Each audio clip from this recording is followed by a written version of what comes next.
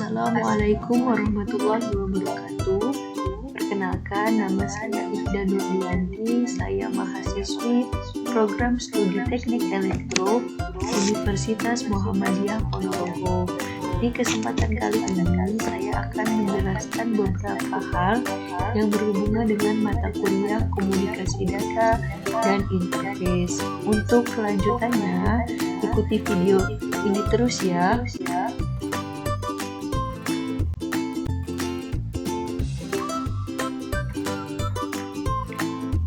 Pokok bahasan yang akan saya jelaskan ada 5 pokok bahasan. Yang pertama adalah twisted pipe, yang kedua kabel koaksikal, yang ketiga serat optik, yang keempat gelombang mikroterestrial, dan yang terakhir adalah gelombang mikrosatelit.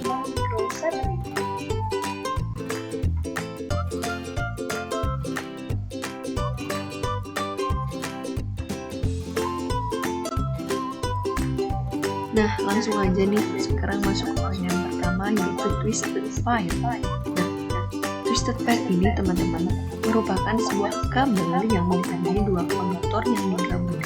Terus tuh apa sih faedahnya? Apa sih tujuan dari penggabungan kedua konduktor ini? Jadi tujuannya digabungkan kedua konduktor ini adalah untuk mengurangi gangguan yang terdapat di elektromagnetik, ya. Jadi seperti noise atau apa, tapi yang dapat terjadi di luar seperti itu. Nah, yang dimana ada pun keunggulan dari twisted pair ini, teman-teman. Yang pertama, kabel twisted pair ini merupakan media loop yang paling hemat dan paling baik digunakan. Seperti itu salah satu kelebihannya lah dari twisted ini. Kemudian ada pun jenis-jenis twisted berdasarkan klasifikasinya. Nah, berdasarkan fisiknya terlebih dahulu. Ada UTP, STP, SSTP, SPTP, dan FTP.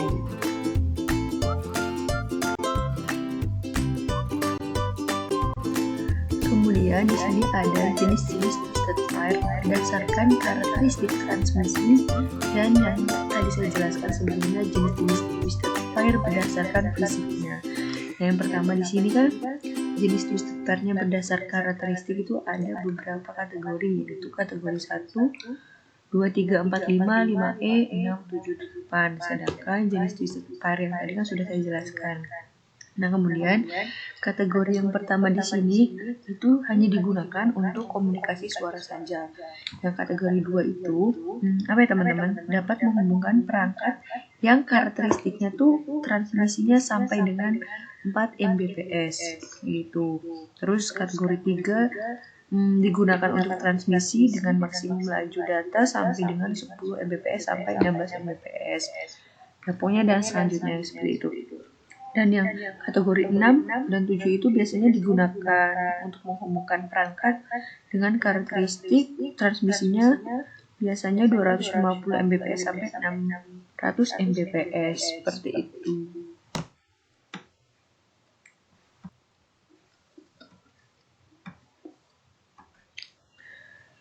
Sekarang masuk ke cara kerjanya dari twister pair itu sendiri, yang dimana cara kerja twister pair ini kan menghantarkan arus atau sinyal listrik dari sumber ke tujuan penerima. Kemudian tuh kabel twister pair itu terbagi menjadi 2 teman-teman, yaitu STP dan UTP. Jadi dia itu yang terlindungi dan tidak terlindungi. Kemudian ada beberapa juga sih nama lain dari kabel twisted pair ini, yaitu kabel UTP, kabel FTP, dan kabel STP. Nah, jadi itu kabel-kabel itu kan sangat dipilih. Nah, salah satunya itu untuk menghindari tadi crosstalk, jadi gangguan dari dunia luar seperti itu teman-teman. Kenapa? Sebabnya si twisted pair ini dipilih seperti ini.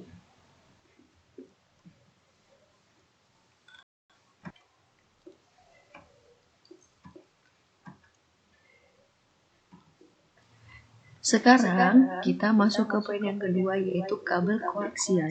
Yang dimana nih teman-teman, kabel koaksial ini pada jaringan Komputer, dunia jaringan komputer adalah jenis kabel yang berguna sebagai media transmisi terarah untuk perpindahan arus data pada dunia jaringan komputer. Nah, di mana teman-teman kabel koaksial ini masuk ke dalam media terpadu. Jadi seperti itu. Kemudian kabel koaksial itu sendiri itu dibagi menjadi dua jenis, yaitu kabel koaksial thin dan juga kabel koaksial thick. Seperti itu. Harus bisa membedakan antara koaksial yang thin dan kabel koaksial yang thick. Yang dimana kalau kabel koaksial yang thick itu kan disebut juga sebagai 10 base. Ya, jadi itu angka 2 untuk menunjukkan kepanjang maksimal untuk segmen kabel, yakni 200 meter. Nah, jadi seperti itu. Begitupun dengan yang koaksial thick disebut juga sebagai 10 base 5. Ya, jadi bedanya kalau yang thin itu 2 karena angka 2 akan menunjukkan kepanjang maksimalnya 200 meter. Kalau yang 5 ini memiliki spesifikasi teknis, jadi bisa mencapai berbentang maksimum 500 meter. Jadi seperti itu buat kabel koaksial ini.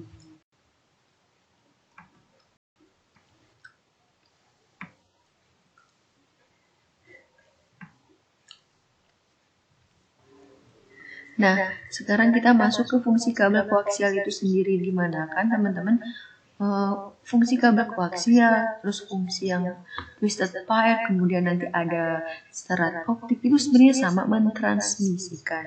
Nah, kemudian kabel ini tuh biasanya ada di kabel antena pada televisi. Kalau saya sendiri itu biasanya di parabola itu yang mau ke digitalin itu ya, digitalnya pasti seperti ini. Jadi dimana kabel ini mempunyai beberapa lapis, teman-teman.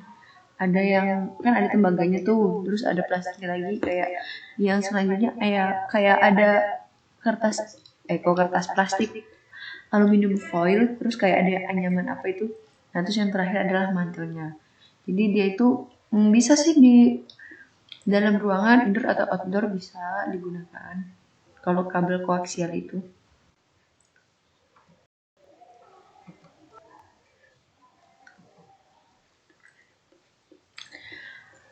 Pasti setiap apapun itu, mau kabel mau benda lain itu mempunyai kekurangan dan kelebihan, teman-teman.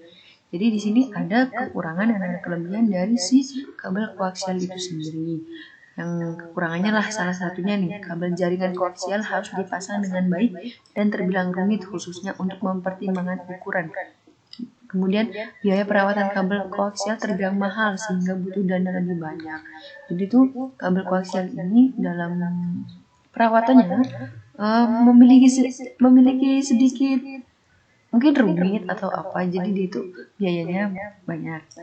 Nah, untuk kelebihannya nih, mempunyai tingkat keunggulan lebih tinggi pada proses transmisi meski dari segi jangkauannya terbatas. Nah, lagian terus di sini itu kabel koaksial ini memiliki pelindung diri lah, bahasanya pelindung diri yang berlapis-lapis gitu. Kuatlah buat mentransmisikan sebuah data.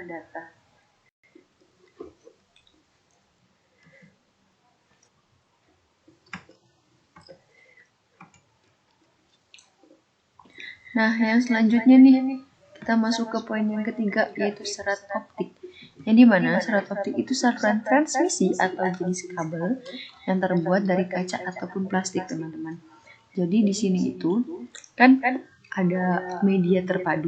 Jadi serat optik ini masuk ke media terpadu yang generasi ketiga. Yang generasi pertama kan yang tadi twisted pair, yang kedua kabel koaksial, dan yang ketiga adalah serat optik. Nah, jadi di serat optik ini paling cepat, teman-teman, soalnya dia itu menggunakan seperti kecepatan cahaya.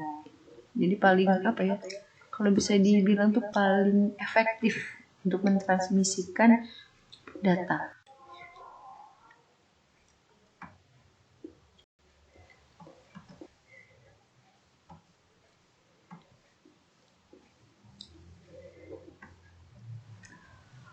Buat bagian-bagian serat optik sendiri itu terdiri dari dua bagian utama, teman-teman, yaitu ada cladding dan core. Cladding itu selubung dari inti core itu sendiri. Nah, kemudian tuh fungsi core ini adalah memantulkan kembali cahaya yang mengarah keluar dari core kembali ke dalam core lagi. Nah, jadi itu di sini bisa dilihat di gambar bahwasanya Yang core itu seperti pada sangat pentingnya itu core. Nah, cladding, kemudian coating, string member, kemudian outer jacketnya. Gitu, itu bagian-bagiannya.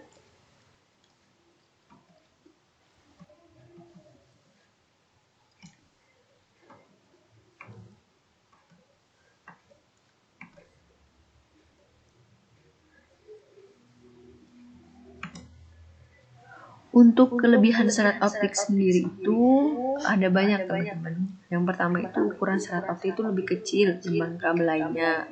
Kedua itu tidak berkarat. Yang ketiga non penghantar, tidak ada tenaga listrik dan percikan api. Nah kemudian di sini kabel itu transmisinya cepat teman-teman, soalnya serat optik itu terbuatnya kan dari kaca atau plastik yang sangat tipis. Jadi kecepatannya seperti cahaya teman-teman. Jadi itu.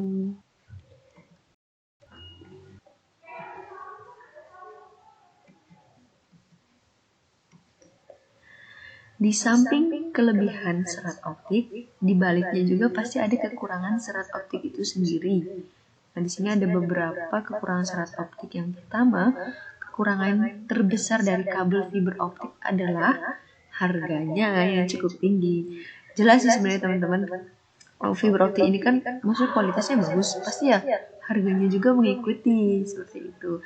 Kemudian selain memakai biaya besar pada saat pemasangan, untuk perawatan fiber optik ini sendiri pun memerlukan biaya yang tidak sedikit gitu loh. Nah, terakhir ini untuk penempatan kabel fiber optik ini biasanya dipasang pada jalur yang berbelok atau yang memiliki sudut lengkung agar proses berjalannya gelombang bisa lebih lancar atau tidak terhambat. Kayak gitu. Jadi kabel serat optik ini juga bisa ditaruh di outdoor, bisa di indoor. Tapi ketika mau ditaruh di outdoor nih teman-teman, ada pelapis isolatornya juga gitu.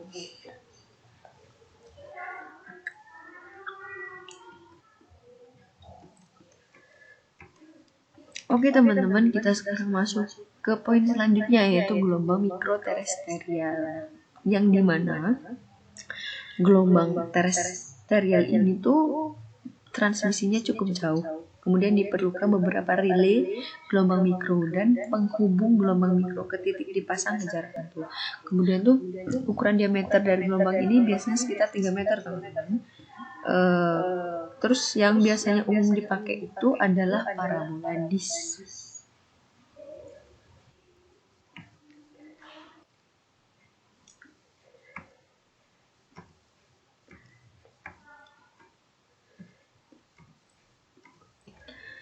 Untuk ciri gelombang mikroterestrial itu sendiri teman-teman, di sini ada dua sih, dari sifat fisikalnya ada, kemudian dari ciri transmisi datanya ada.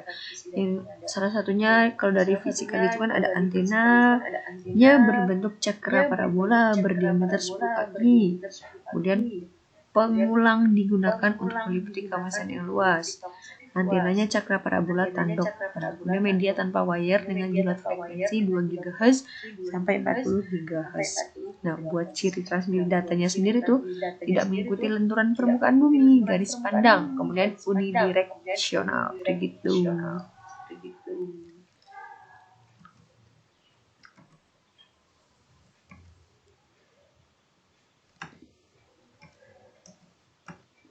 Oke, sekarang kita masuk ke yang terakhir, yaitu gelombang mikrosatelit, yang dimana satelit komunikasi ini merupakan stasiun relay gelombang mikro yang digunakan untuk menghubungkan dua atau lebih transmitter atau receiver gelombang mikro pada bumi. Nah, kemudian tuh ada pun aplikasi-aplikasi terpenting untuk satelit lainnya, diantaranya distribusi siaran televisi, transmisi telepon jarak jauh, jaringan bisnis swasta. Teman-teman bisa lihat gambar yang ada di sini. Ya, ada satelit, kemudian ada multiple receiver, ada apa ini multiple receiver, pokoknya itu teman-teman.